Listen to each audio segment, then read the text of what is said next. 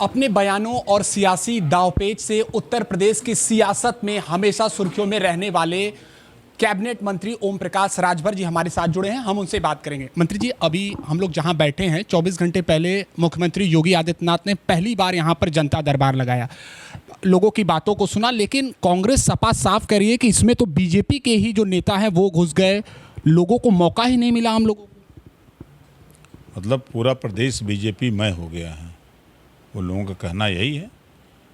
तो 27 में कैसे सरकार बनाने का सपना देख रहे हैं सब। इन लोगों को अकल नहीं है ना, नकल मारते तो अकल आती, अकल तो है नहीं। इस नाते कांग्रेस की सरकार थी और सपा की सरकार थी, दोनों नेता बोले हैं ना।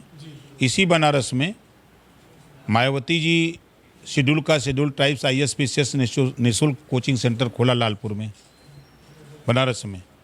ये दोनों नेता, अगर सपा की सरकार 4 बार बनी और कांग्रेस की सरकार 60 साल रही, क्या कभी इन लोगों के दिमाग में बैकवर्ड और जनरल, पिछड़ी जात और सामान्य जाति के लिए इन्होंने कभी ISPCS निःशुल्क सेंटर खोलने की कोशिश की? इसी से कहते हैं नकल मारते तब भी अकल आती। बिहार की बात कर लें तो वहां पर जन अधिकार यात्रा निकाली जा रही थी, कल उसका समापन हो गया। उस दौरान अनेक बातों की चर्चा रही। सपा प्रमुख अखिलेश यादव भी वहां पर पहुंचे हैं। आपको लगता है कि उनके पहुंचने से बिहार के जो चुनावी परिणाम है उसमें कुछ उलटफेर हो सकता है? हम तो मिलते नहीं है कि हम बाबू होता तो वो 2 पूड़ी लेता। इसका क्या मतलब है? मतलब 14 हारे, 17 हारे, 19 हारे, 22 हारे और 24 हारे। अब गए हम अगध जिताने। अपना तो जीत ही नहीं पा रहे हैं, हम वहाँ जा रहे हैं जिताने। अरे आप हार की श्रृंखला गिरा रहे हैं। वो कहें कि हम अवध हराए हैं, अब मगध की बारी है, वो तो मगध के हराने की बात कर रहे हैं। न 9 मन गेहूँ हो ही न राधे गौने जइहन, वो का हरई हन। वो भारतीय जनता पार्टी NDA गठबंधन की सरकार बनाने गए हैं। उदाहरण हम आपको बता दें, यही अजय राय जी हैं ना, बनारस के हैं। उत्तराखंड के उपचुनाव में जब रिजल्ट आया तो अजय राय जी का बयान आया कि समाजवादी पार्टी ने कांग्रेस को हराया, इन्होंने गठबंधन धर्म नहीं निभाया। ये अजय राय जी के बयान है। काफ़ी बवाल हुआ, फिर तू मैं के बाद फिर सामंजस्य बनाने की कोशिश हुई। यही अखिलेश यादव जी गए मध्य प्रदेश भाजपा को जिताने। वहाँ जाकर के उन्होंने कहा कि कांग्रेस बहुत चालू पार्टी है, इसको वोट मत देना, ये हमको धोखा दे दिया तो तुमको धोखा दे देर नहीं लगेगी। ये अखिलेश जी के बयान है। और वहाँ भाजपा की सरकार बनी। फिर मुसलमानों ने दबाव बनाया कि आप गए थे भाजपा को जिताने अखिलेश जी। अखिलेश जी ने फिर बयान दिया कि कांग्रेस भाजपा की B टीम है। अब B टीम है तो ये कहाँ जा रहे हैं? B टीम में शामिल होने चले गए। तो B टीम का काम क्या होता है? भाजपा को जिताना। यानी अखिलेश यादव B टीम के तौर पर काम कर रहे हैं बीजेपी के लिए। भाई, कांग्रेस को अगर इन्होंने B टीम कहा है तो समाजवादी पार्टी अगर उस B टीम में शामिल हो रही तो क्या कहा जाएगा? प्रमाण मध्य प्रदेश को उठा के देख लीजिए, अजय राय जी के बयान उत्तराखंड के बाई इलेक्शन का उठा के देख लीजिए। इन्हीं लोगों के बयान को मैं कह रहा हूँ, हमारा बयान थोड़े है। कहिए तो हम अभी मोबाइल खोल के दिखा दें आपको पूरा बयान का। तो ये चीज़ें ये लोग भाजपा को इस नाते जिताते हैं कि लंबे समय तक सरकार में रहे हैं, CBI और तमाम FIR हुए हैं, जान बचाने के लिए ये सब मदद करते हैं भाजपा की। और वही उत्तर प्रदेश की बात कर ले तो कह रहे हैं कि हमारा PDA जो एक संकल्प है वो साकार होने वाला है, वो तो तैयारी में है कि पूरी तरह से 27 में भारतीय जनता पार्टी NDA सत्ता से दूर होने जा रही है। PDA में उनके संगे के है? PDA में वो लोग हैं कि जे एक वोट अपने पत्नी को वोट दिया हुआ हैसियत में ना, वह PDA में है। हम बता रहा हूँ, उदाहरण बता रहा हूँ। PDA के एक नेता से मैं मिला, हमारा विरोधी है लेकिन संबंध है। तो हमने पूछा कि सही सही बताओ, तुम तो सपा में हो, तुम्हारे घर का वोट कह भाजपा में।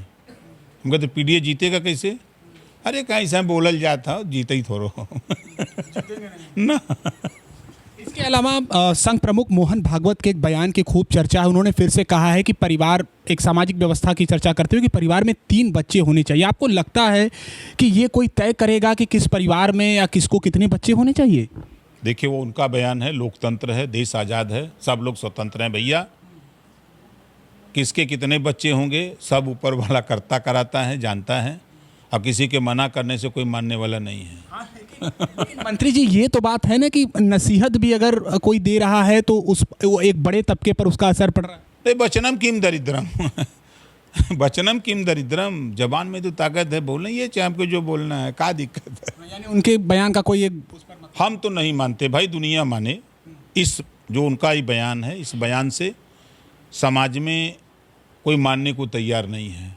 13 गो लालूए जी की हैं तो कैसे अब कम हुई हैं? कोई ऐसा परिवार हम तो देख रहे हैं कि 5 गो 6 गो 4 गो 3 गो 2 गो, अपनी अपनी मर्जी है सबकी। इसके अलावा आपके ही साथी, बड़े ही करीबी मित्र डॉक्टर संजय निषाद जी कुछ नाराज चल रहे हैं। उन्होंने कहा है कि अगर दिक्कत है बीजेपी को तो हमको निकाल दे गठबंधन में से। आपको लगता है कि वो असंतुष्ट है क्या? नहीं, उन्होंने ये कहा कि जो बीजेपी के स्वजाति नेताओं को तकलीफ हो रही है, जो ये देख रहे हैं कि संजय निषाद जी अब एक लोकप्रिय नेता बन गए, अब वो टीवी पर आ रहे हैं, जो निषाद समाज के छोट भैया नेता हैं, अब उनको अच्छा नहीं लग रहा कि हमारा क्या होगा। तो इस बात को लेकर के वो चिंतित हैं। इसी नाते संजय निषाद जी ने कहा कि अगर दिक्कत है तो जाके अपनी पार्टी से कहो। ये बात संजय निषाद जी ने कहा है। और ऑल इज वेल, गठबंधन में all is well, all is well. और दूसरी भाषा में अगर हम कहें तो देखिए, आपो लोगों का टीवी चले के चाहिए और नेता लोगों के दिखे के चाहिए। तो नेता भी समय समय पर सगुफा छोड़ देते हैं, अपना उसी में चलते रहते हैं। आपका लोगों का भी काम, हम लोगों का भी काम होता है। हालांकि हम लोगों के लिए तो देश के तमाम आवश्यक खबरें हैं, हम लोग उसके लिए ही तत्पर रहते हैं। एक सवाल ये है मंत्री जी कि 27 की अभी चर्चा चल रही थी, तो आपने जिक्र किया था बिहार विधानसभा चुनाव में लड़ने का, उतरने का, उस पर कुछ बात हो रही है? क्योंकि सीट को लेकर जो सूत्रों के हवाले से खबर आ रही है कि एनडीए और क्षमा करिएगा जेडीयू में और बीजेपी में सीट शेयरिंग को लेकर फॉर्मूला तय हो चुका है। क्या आप भी कुछ सीटों पर वहाँ पर लड़ रहे हैं? पहले आपने चर्चा की थी। ऐसा कुछ नहीं है, अभी कोई सीट शेयरिंग का कोई मामला तय नहीं है।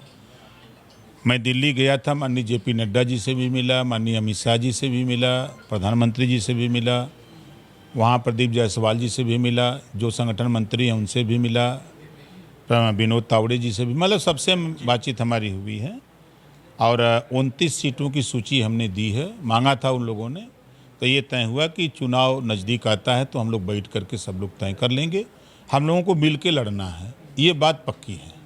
लेकिन आप भी वहाँ पर उतरेंगे, चुनावी मैदान में वहाँ पर भी बिहार में उतरेंगे? अरे पहलवान है तो अखाड़ा में न जाइए, तय है, मिल के लड़ेंगे और सरकार में शामिल भी होंगे वहाँ। और बिहार में योगी मॉडल लागू कराएंगे बिहार में, और क्या। मंत्री जी कुछ अंतिम सवाल। आपके समर्थक अक्सर मांग करते हैं कि आपको बतौर मुख्यमंत्री देखना चाहते हैं। अभी हम नीचे आ रहे थे, कुछ लोग बात भी कर रहे थे, तो आप क्या सोचते हैं इसके बारे में? क्या 27 को लेकर आप सोच रहे हैं कुछ ऐसी बात? देखिए, माननीय गृह मंत्री जी के हम ऐसे गया था तो कहें आप इतना मेहनत करते हो यार, हमारी पार्टी में होते तो हम मुख्यमंत्री बना देते आपको। हम कहें हम आपकी पार्टी में नहीं आने वाले हैं। यानी आपको सिग्नल मिल चुका है मुख्यमंत्री बनने का? नहीं, अच्छा आप बताइए, आपको बनाया जाए तो आप नहीं बनोगे। ये तो एक अलग विषय है, लेकिन आपको सिग्नल मिल चुका है गृह मंत्री जी? नहीं नहीं, वहाँ सिग्नल है, वो कहा हमारी पार्टी में आ जाओ, हम पार्टी छोड़ने वाले हैं। आप तो अपनी पार्टी के लिए तत्पर। पार्टी जिंदाबाद है, हमारी पार्टी अपने धीरे धीरे हम लोग अपना हाथ पांव उत्तर प्रदेश के 75 जिले में, बिहार के 32 जिले में फैला रहे हैं और गुलामों को गुलामी का एहसास करा रहे हैं कि जागो तभी सवेरा है। जो बाबा साहब डॉक्टर अम्बेडकर जी ने संविधान में व्यवस्था दिया है, उस व्यवस्था के तहत अपने हक के लिए लड़ो।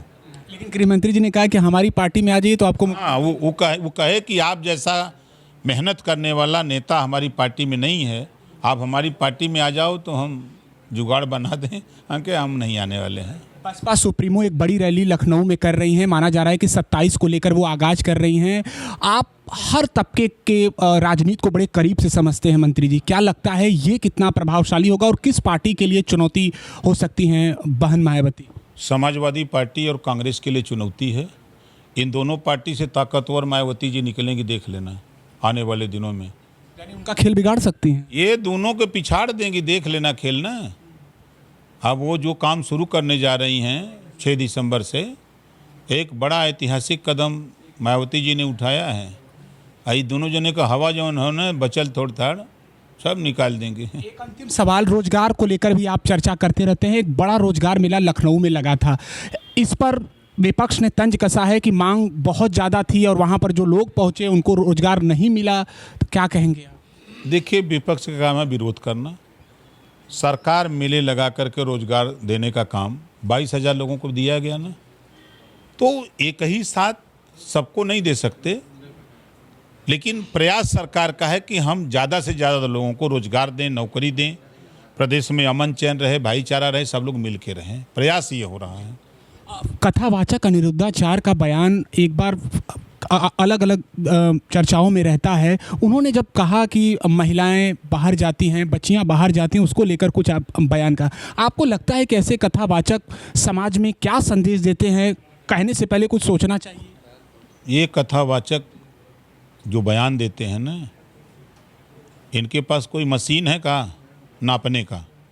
किसी इशू को नापने का इनके पास मशीन है? ये अनर्गल बयानबाजी करते हैं। इनके इस तरह के समाज में दुष्प्रचार करते हैं, इस तरह का बयान दे करके। मर्यादित भाषा का इन लोगों को प्रयोग करना चाहिए। निश्चित करना चाहिए। एक जिम्मेदारी साधु संत हैं, कथावाचक हैं, लोग सुनने जाते हैं, और वहीं बेटियां हैं, बहुएं हैं, बहनें हैं, माताएं हैं, और वहाँ इस तरह की भाषा अगर बोल रहे हैं तो ये अच्छा नहीं है। तो एनडीए के कद्दावर नेता और उत्तर प्रदेश सरकार में कैबिनेट मंत्री ओम प्रकाश राजभर जी हमारे साथ जुड़े थे, जिन्होंने तमाम विषयों पर बेबाकी से बातचीत की है।